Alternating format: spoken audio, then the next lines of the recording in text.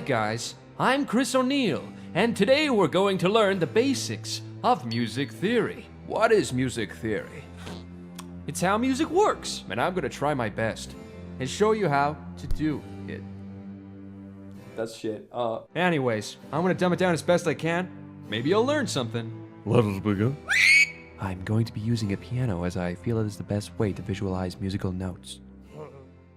Okay, so what we're looking at are keys on a piano. Each key plays a note. Wow! Yeah, I know. Now I know, there's a lot of keys and it's very confusing. What keys play what notes? What is a note? You just shut the fuck up and just look for a second. All you gotta worry about are 12 notes. Look, all the piano really is, all music really is, are 12 notes. Or semitones if you want to be a nerd. So, all these notes here are just the same notes repeating in order. See the way there's 3 black keys here? They're the same as those 3 black keys here, except these guys sound lower. So this note here is the same as this note here. So, and another example, this note before the 2 chopsticks, that's C. It's the same as here. And down here too. They're just the same 12 notes repeating, just in higher or lower pitches consisting of the 12 notes called octaves. See this note here? That's F. F higher, and all the way up till the end of the piano. So, an octave consists of 12 notes. Easy. Let's go through the notes, shall we? First, let's look at the white keys, because they are obviously superior. But no, seriously, here are the white keys. A, B, C, D, E, F, G, and A again. So A to G. Now let's take a look at the big black that we skipped over earlier. These guys are called sharp notes. A sharp, C sharp, D sharp, F sharp, G sharp, and A sharp. You notice B's and E's don't have sharps. Why, you ask? How the fuck should I know? That's just how it is. Remember kids, bitch elephants don't have sharps. So how do you know what note is on what key? Well, here's how Mozart, the most farter, did it. See the way there's 2 black notes dangling down? Like 2 sagging black man testes? Right before those is C. So by now you know the white note after C is D, and the one after that is E, and etc. Same the other way. The white key before C is B, and before that is A, and blah blah blah, you get it. Most people just use that as a beginning guideline. So when you're done learning what white notes are which, figuring out sharps is really easy, because when a black note is to the right of a note, it's sharp of that note. So it's like C, C sharp, D, D sharp, E, F, F sharp, G, G sharp, A sharp, B, C, E, Z. And see how B and E don't have the black notes? Technically their sharps are the white notes to the right, so B sharp is really just C, and E sharp is really just F. Just think of them as not having sharps for now, it's easier. Again, bitch elephants don't have sharps. So yeah, a sharp is just a note to the right of another. You may have heard the term sharps and flats before. While a sharp is the black note to the right of a note, a flat note is just a note to the left. So just forget flats for now, they're pieces of shit. So that's notes. Try and learn what notes go on what keys as soon as you can. It'll make learning music theory much easier. Now let's go through chords. A chord is basically when you throw some notes together and it sounds good. Okay, to get my point across, I'm going to play 3 notes individually. Now all together. As you can hear, the first one was kind of happy, the second one was kind of sad. So chords are just notes all playing at the same time and sounding good doing it. The tricky part is knowing what notes complement each other and what chords complement each other when writing a song. I'm going to show you the easiest way to remember how to play chords. So now listen, here's the easiest way to remember how to play a chord for a specific note. First, play the note you want the chord to be in. So if you want, say, C, play it. Now, go up 7 notes from C and play it. 1, 2, 3, 4, 5, 6, 7. Now you'll have a basic chord. It's not a major or minor yet, so let's do another quick example. Just say if you want to play a chord of A, do the same thing. Start with your finger on A, move up 7, 1, 2, 3, 4, 5, 6, 7, and you'll have a basic chord of A. Now let's get musical. If we want to make this a major chord, oh fuck, go up 4 notes from the first. 1, 2, 3, 4. And if you want to make it a minor, move the middle finger down one. Major, minor, major, minor, major, minor, major, minor.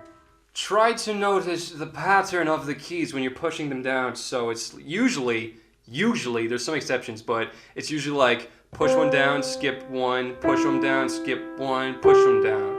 That's usually the shape that your hands will take. So like if you wanted to play that on the black keys or whatever, it's still the same shape. Wherever you go, you just gotta make sure you move your fingers just a little bit, and you get used to doing that the more you practice chords. You can play most songs with just major and minor chords. There are lots of variations of chords, but the ones I usually find myself using are major, minor, suspended second, or suspended fourth. Suspended second is when you start with a basic chord and move up 1, 2. And that goes good when you play that in sequence with, say, like a major or a minor. So, or suspended fourth is when you move down 2 from the last note. So if I'm doing C still, I go down 1, 2. So it's like, that sounds really good with this. So that's just an example. Just a recap, major sounds like this, minor sounds like this, suspended second sounds like this, suspended fourth sounds like this.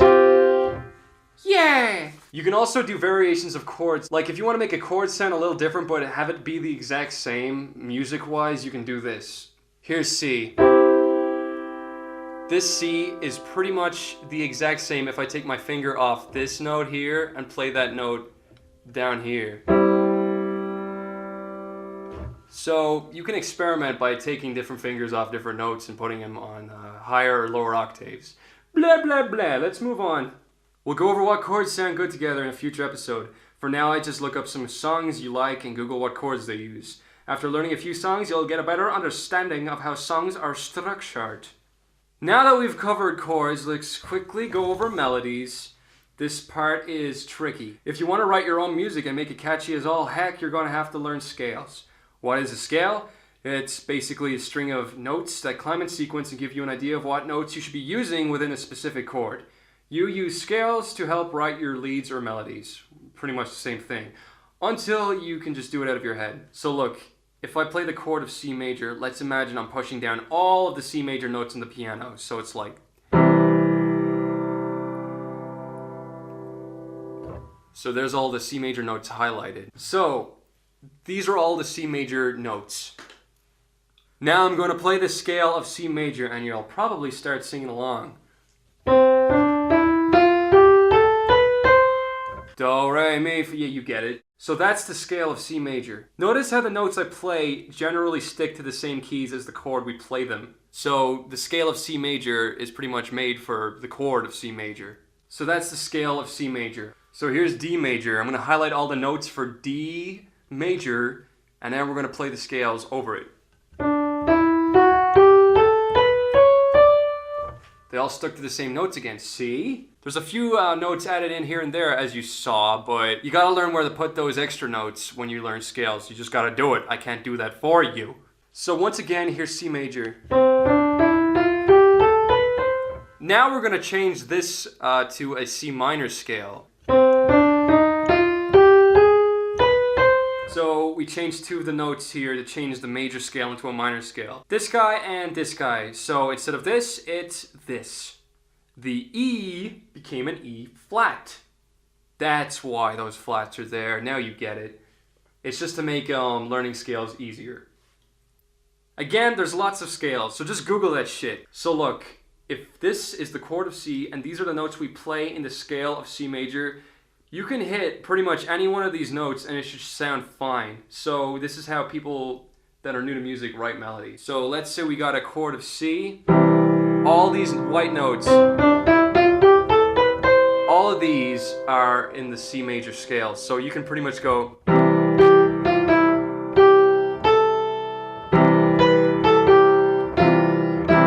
So basically, it's really easy to play in the chord of C major and make up shit. When you're ending the melody, it might depend on what note you're hitting to make it sound nice. So I'm pretty sure most people can hear a melody and hear something wrong with it if there's something wrong with it. So if you're trying to write a melody, kind of use that to your advantage. Just use your hearing. If you do like different combinations, you'll sometimes come across stuff that sounds very weird, like say, just sounds gross. So just try and use your ears and make it sound good. Most people would just end it on the first note or the fifth note of the chords. So if it was to be like, that sounds like the end, or yeah. So now we know the basics of what chords and scales are. You could technically write a very basic song right now if you wanted. It'll more than likely sound like shit because you haven't learned what chords complement each other yet, but I'm confident that if you experimented on a piano, you could create some chord progressions you're happy with, and you could write a melody to go with it using scales. Use your best judgment for now and write what you think sounds good. If something sounds off, try your best to fix it. There's no real rules, just try and make stuff sound good. Okay, so we went through a lot. I'm going to end it here. That's the most basic way of explaining how music works. Later, we'll go more into it and discover amazing things together. Thanks for watching. My fingers hurt.